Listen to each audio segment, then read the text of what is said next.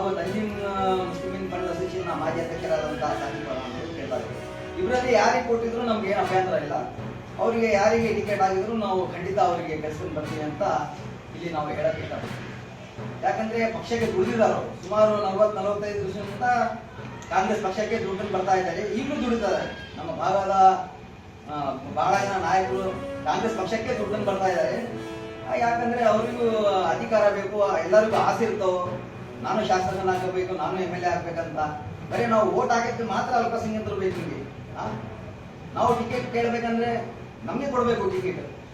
ಯಾಕಂದ್ರೆ ಅಲ್ಲಿ ಜನ ಈಗ ಕೇಳಿ ಬರ್ತಾ ಇದೆ, ಈ ಸಲ ಬದಲಾವಣೆ ಆಗ್ಬೇಕು, ಜನ ಬಯಸ್ತಾ ಇದ್ದಾರೆ. ಈ ಸಲ ನಮ್ಮ ಅಲ್ಪಸಂಖ್ಯಾತರೇ ಈಗ MLA ಆಗ್ಬೇಕು, ನಮಗೂ ಆಸೆ ಇದೆ.